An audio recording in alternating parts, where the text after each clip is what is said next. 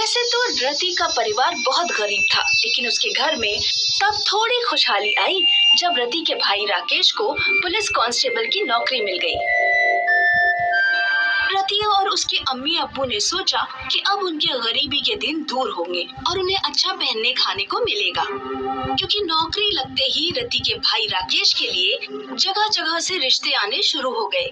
राकेश तब खुशी से पागल हो गया जब शहर से एक दरोगा की बेटी का रिश्ता आया। अम्मी, कल पड़ोस वाली सीमा बुआ शहर से एक रिश्ता लेकर के आई हैं। लड़की के अब्बू कोतवाल हैं, सदका दहेज देकर हमारा घर भर देंगे। राकेश की अम्मी ने उसे समझाया, बेटा अपने जैसे बराबरी के परिवार से रिश्ता जोड़ना ठीक रहेगा। अमीर घर की नकचड़ी बहू आएगी तो वो ना तो तुम्हारी सुनेगी और ना हमारी।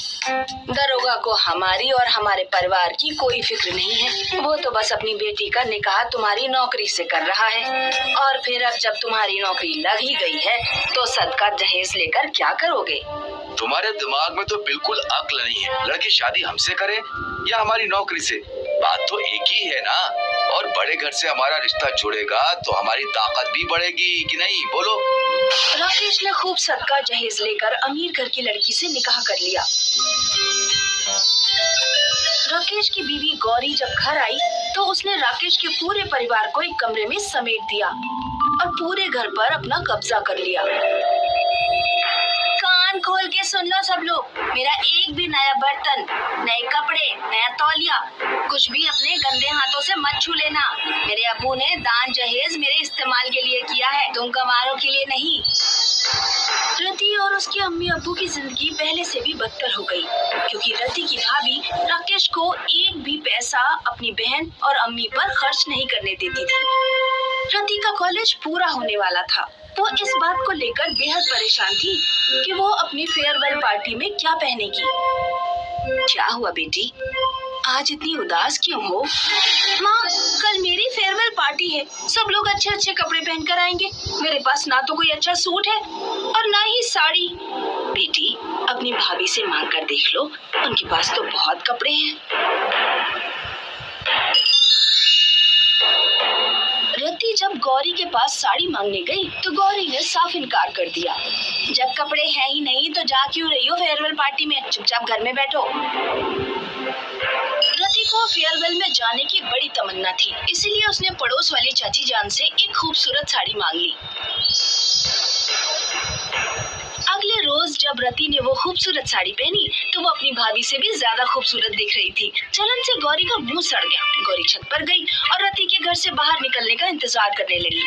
जैसे रति कॉलेज के लिए बाहर निकली, गौरी ने चुपके से उसके ऊपर गंदा पानी फेंक दिया और तुरंत नीचे आ गई।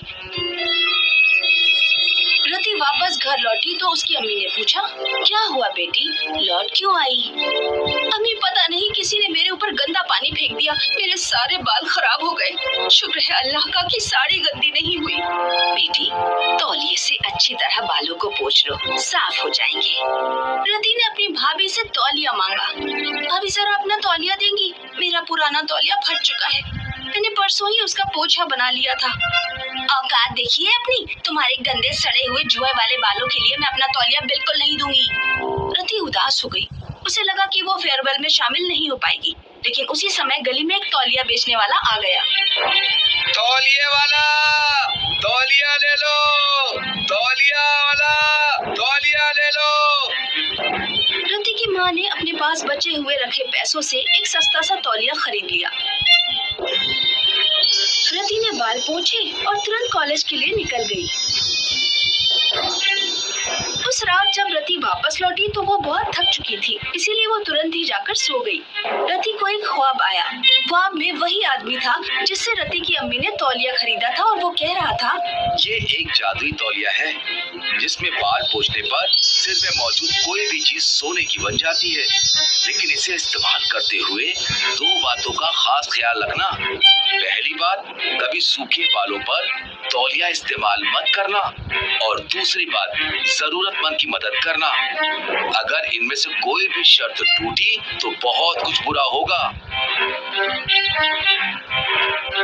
अगली सुबह जब रति सोकर उठी तो उसके सिर के पास सोने की जुएं पड़ी हुई थी। उस दिन रति ने बाल धोए और तौलिए से पहुंचे तो उसके बालों से कुछ सोने की जुएं झड़ गई। रति का सिर जुओं से भरा हुआ था। इसके बाद हर रोज तौलिया इस्तेमाल करने पर कुछ जुएं सोना बन जाती थी। फिर रति की माँ रति के सिर से सोने के जुएं बीन लेती। रति ने नया घर खरीद लिया और अपने अम्मी अब्बू के साथ अलग घर में रहने लगी। गौरी के खर्च बढ़ते ही जा रहे थे। राकेश को अपनी सैलरी भी कम पड़ जाती, इसीलिए उसने रिश्वत लेना शुरू कर दिया। एक दिन राकेश के शोबा में किसी ने शिकायत कर दी कि राकेश रिश्वत लेता है।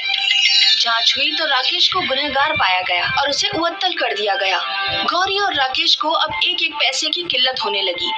गौरी को गांव वालों से पता लग गया कि उसकी ननद रति के पास एक ऐसा तौलिया है जो सिर में मौजूद चीजों को सोने का बना देता है।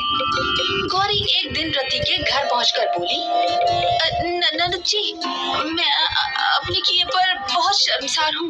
मैं आपको बता नहीं सकती इस समय हमारे घर की कितनी बुरी हालत है। कुछ समय के लिए अपना जादुई तौलिया हमें दे दो, मैं तुम्हारा जिंदगी भर एहसानमंद रहूंगी। रति को जादुई तौलिए की दूसरी शर्त याद थी, जरूरतमंदों की मदद करना, इसलिए उसने अपनी भाभी को तौलिया दे दिया। भाभी, दो चीजों का ख्याल रखना, कभी सूखे बालों पर तौलिया का इस्तेमाल मत करना, हमेशा नहाने के बाद ही तौलिए का इस्तेमाल करना और जरूरतमंदों की मदद करना। गौरी रति से जादुई तौलिया ले आई और घर आते ही उसका दिमाग चढ़ गया। अनपढ़ गवार रति मुझे पागल समझती है। उसने जादुई तौलिया के साथ दो शर्तें जानबूझकर जोड़ी हैं ताकि मैं दिन में सिर्फ एक बार ही जादुई तौलिया का इस्तेमाल कर पाऊं और उसकी जितनी अमीर ना हो जाऊं। सोना पाने के लालच में गौरी ने अगले रोज नहाने तक का इंतजार नहीं किया। उसने अपने सर में बाहर से खटमल, जूं और कीड़े डाले और अपने सूखे बालों पर ही तौलिया रगड़ दिया। सूखे बालों पर तौलिए के इस्तेमाल करते ही गौरी के सारे बाल गायब हो गए। वो गंजी हो गई और फिर उसके बाल कभी नहीं उगे।